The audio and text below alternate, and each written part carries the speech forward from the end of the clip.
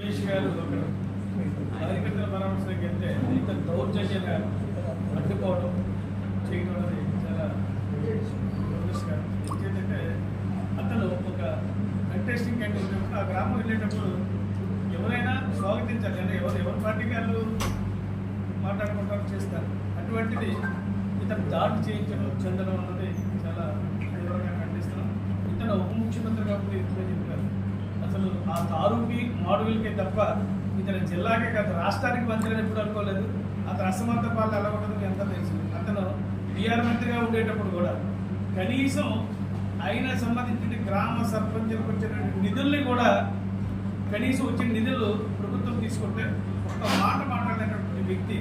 అటువంటిది నీ శాఖలో ఉన్నటువంటి నువ్వు మంత్రిగా ఉండి కూడా కనీసం చేయలేటువంటి న్యాయం చేయలేటువంటి సర్పంచ్ న్యాయం చేయలేటువంటి ఉప ముఖ్యమంత్రివి నువ్వు రాష్ట్రానికి